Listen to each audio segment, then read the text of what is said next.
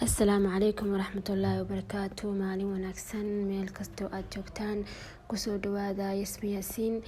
Insha Allah maanta waxaynu halkan uga hadli doonaa xanuunka loo yaqaano iskeebiska ama afka Soomaaligana u taqaano Soomaalidu isnidaamiska. haddii aad nagu cusub tahay subscribe-ka naga ilaaban, haddii aad horey noola joogteen muuqaalka like-ta nagu caawiyo si dad badan ay uga faa'iidaystaan una gaaro. xanuunkan isnidaamiska ama afka qalaad lagu dhaho iskeebiska wuxuu ka mid yahay cudurada ku dhaca maqaarka jirka bini'aadanka, taasoo sababi karta cuncun daran iyo finan. xaaladani waxaa keeno noolaha parasite-ka noociisa lagu magacaabo Ascorbyl scabies. afka qalaadna saa idinkugu sheegay la yiraahdo scabies ama 7-year itch loo yaqaano. isnidaamisku wuxuu ku dhici karaa qof kasta iyo da' kasta, kumana xirna deegaanka dhaqaalaha qofka. haddii horey kugu dhacay isnidaamisku waxay calaamadaha kusoo muuqdaan maalmo gudahood, laakiin haddii ay tahay markii kuugu horeysay waxay calaamaduhu qaadan karaan ilaa 6 asbuuc. haddaba sidee ayuu ku faafaa ama ku fidi karaa xanuunkani iskeebiska ama isnidaamiska, maadaama uu yahay xanuun ku dhaca maqaarka qofkana ku sababi kara cuncun daran iyo finan kasoo baxa maqaarka hore ee jirka, qofkana uu dareemayo xasaasiyad iyo xajiin fara badan, uusan ka joogi karin, gaar ahaan xiliyada habeenkii oo kale inuu dareemo inuu jirku aada u cuncunayo oo markasta qofka xanuunkan qaba oo arkaysid inuu isxoqayo jirkiisa xoqayo. xanuunkani wuxuu ku faafi karaa muddo kooban, waana la isku gudbin karaa oo wuxuu kamid yahay xanuunada sida dhaqsadaha ah laisugu gudbiyo. gudbitaankiisa iyo faafidiisana qofba qofka kale uu si fudud u gudbin karo iyo weliba waxyaabo fudud. haddaba waxaa kamid ah qodobka koowaad inaad maqaarka ku taabato maqaarka kale ee qofka qaba isnidaamiska. yacni qof xanuunkan qaba isnidaamiska haddii uu ku salaamo oo kale si toosaba xanuunka u qaadaysaa. haddii aad dhar la xiratid waad qaadaysaa. haddii aad sidoo kale aad sariir la seexatid sidoo kale waad qaadaysaa. haddii aad la isticmaashid waxyaabahan shanlada ama cidii jartoo kale waad qaadi kartaa. haddii aad qofkii habsiisid waa qaadi kartaa. dadka lamaanayaasha isqabo oo kale markay isku tegayaan oo kale way kala qaadi karaan. yacni waa qof xataa ay macquul tahay haddii aad u dhawaatid oo xataa maqaarkiisu si kadisa uu ku taabto xataa qaadi kartid. marka haddii hore kugu dhacay xanuunkani isnidaamisku, saan sheegnay calaamadaha waxay kaasoo muuqanayaan maalmo gudahood, laakiin haddii ay tahay markii kuugu horeysay oo kugu dhaco waxay kuu qaadanaysaa 6 asbuuc meelahaas. meelaha ay tahay in xanuunkani hadduu qof kamida qabo in qofkaasi si gaara uu dadku isaga ilaaliyo waxaa kamida goobaha bulshadu isugu timaado, sida markii laga soo bilaabo guriga qoyska oo kale. haddii qof kamida qoyska uu ku dhaco xanuunkan waxaa suurtagal ah weliba si aad iyo aad u fudud in dadka kale guriga ku dhaqan ay xanuunka qaadaan. haddii qofka xanuunka qaba uusan iska ilaalin dadka kale guriga jooga, dadka kalena aysan iska ilaalin, si degdegana waa inuu isku daweeyaa.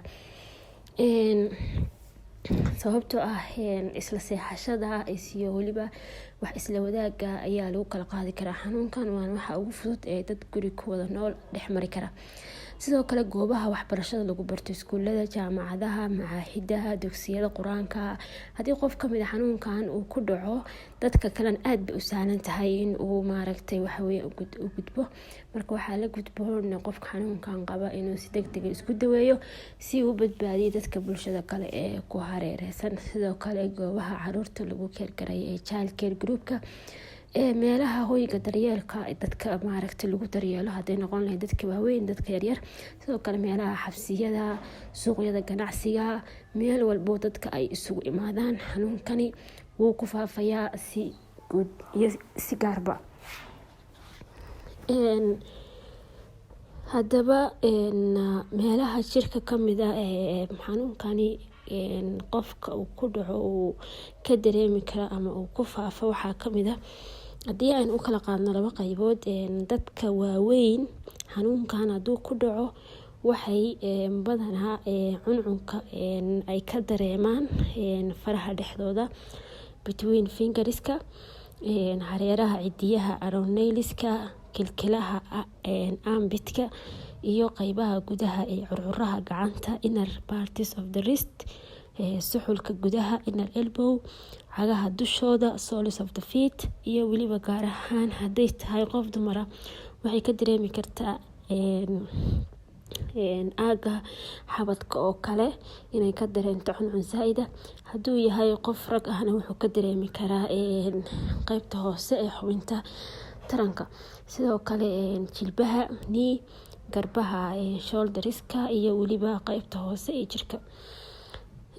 taasi waa dadka waaweyn. haddaba dhallaanka iyo caruurta yaryar hadduu xanuunkan ku dhaco wuxuu uga dhacaa meelaha kala ah madaxa. caruurta marka ugu horeysa xanuunkan ku dhaco cuncunka wuxuu kaga soo bilaabanayaa madaxa, iyo finankaba waxaa lagu arkayaa madaxa, wejiga, luqunta ama qoorta, calacalaha gacmaha palms of the hand, cagaha dushooda soles of the feet. xanuunkan qofka markuu ku dhacayo wuxuu wataa cuncun, qofkana waxaa kasoo daadanaya finan fara badan, cuncun weliba iyo xajiin uu qofku uusan aada isku maaragtay waxaweeye xoqayo mar walba, gaar ahaan xiliyada habeenkii ah. haddaba sidee lagu tijaabin karaa ama lagu ogaan karaa qofka inuu qabo isnidaamiska?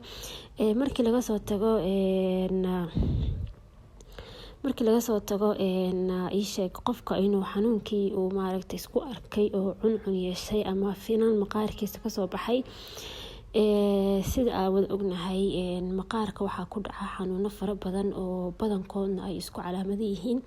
haddaba qofku si uu ogaado xanuunkan maqaarkiisa ku arkay oo maaragtay allergiga ama xasaasiyadda ah oo kale, xajiinta ku kacsan, si uu ogaado xanuunka saxda oo haya waa inuusan meel kala aadin oo si toosa u aadaa dhakhaatiirta ku takhasusay cudurada maqaarka, sababtoo ah cuduro badan oo maqaarka ku dhacaa jira calaamadahoodana isku eg yihiin. sidoo kale waxaa habboon qofka inuu uusan qaadan dawooyinkan loo yaqaano over counter drugska ee farmasiyaasha la aado. tusaale ahaan waxaa jira qof isku arkay oo kale cuncun iyo finan fara badan oo maqaarkiisa kasoo baxa, isagoon dhakhtar aadin buu toos wuxuu aadayaa farmasiga, wuxuu leeyahay kaniiniga cuncunka isii. marka waxaa laga yaabaa qofka farmasistiga ama farmasiga gadaya inuusan ahayn qof cilmi buuxda u leh xanuunkan saxda haya, uu kaliya ku siiyo kaniini ama kareem ama wax markaas isaga uu arko inay cuncun bi'iso. laakiin haddii aad dhakhtarka aadid saan kuu sheegay 100 cudur baa jira oo cuncun wata oo finan wata oo qofka ku sababay inuu xoqo maanta dhan. marka dhakhtarku wuxuu kuu sheegayaa xanuunka saxda ah iyo daawada saxda ah, sababtoo ah xanuunada ku dhaca maqaarka badankoodu iyagoo isku calaamadaha haddana isku daawo ma ahan. marka waa faa'iidada kaliya ay tahay inaad u tagtid dhakhtarka ah si adigana daawo saxa u qaadatid, waqti yarna aad ku bogsatid. sidee looga hortagi karaa xanuunkan?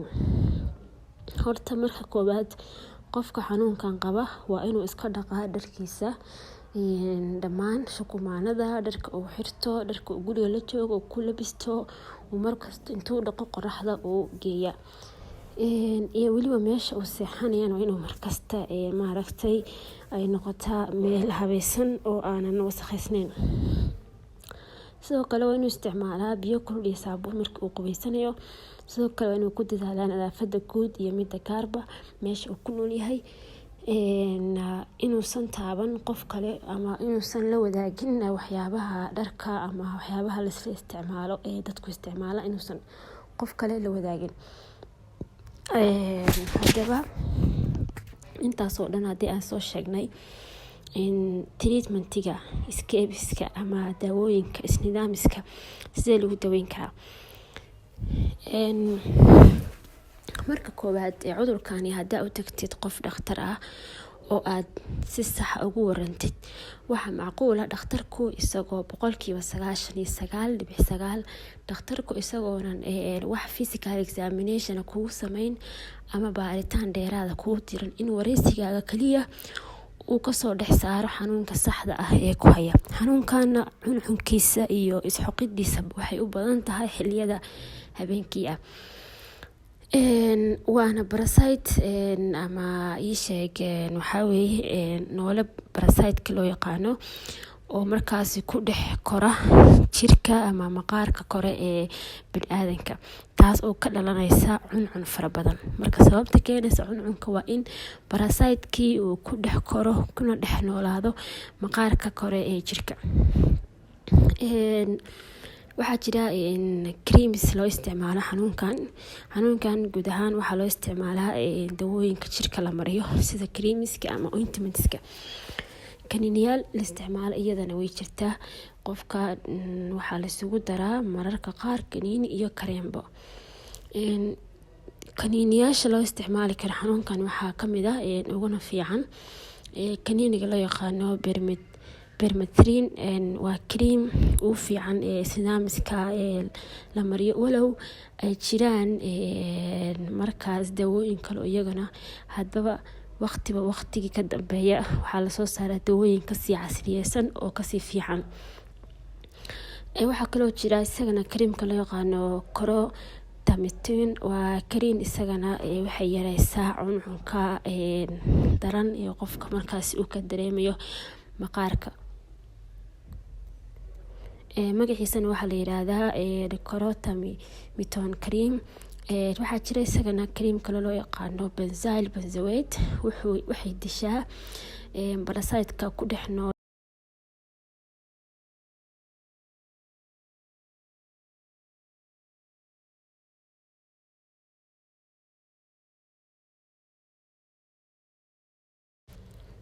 inta badan dawooyinka waxaa la isticmaalaa habeenkii marka uu qofka seexanayo waa qofka xanuunkan qaba.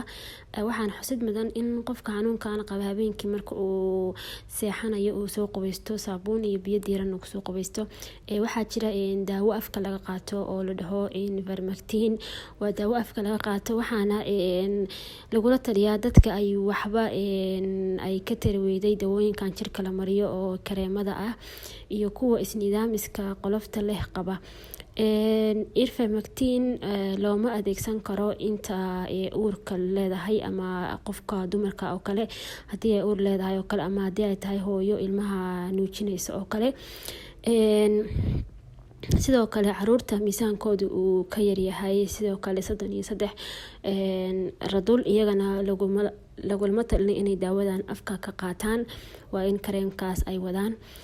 si kastaba ha noqoto bogsashada maqaarka waa in la arkaa muddo 4 asbuuc daawooyinka kadib, oo qofka markuu daawada qaato waa in 4 asbuuc kadib la arkaa jawaabta daawada. hadii 4 asbuuc kadib wax isbedel laga dareemi waayo waa in qofka markaasi kareemka loogu bedelaa daawadan afka laga qaadanayo. hadii uu ku jiro dadka aan qaadan karin daawadan afkana waa in kareemkii dib loogu celiyaa waqtigii uu qaatay waqti lamid inuu sii wadaa insha Allah haduu ilahaydmo. muuqaalkii maanta intaas uu ku edyahay insha Allah. hadii aad ka hesheen muuqaalka ama aad ka faa'iideen la wadaag asxaabtaada iyo ehelkaba. hadii aad wax su'aalo qabtidna qaybta commentiga igu reeb insha Allah. Assalaamu calaykum waraxmatullaahi wabarakaatuh.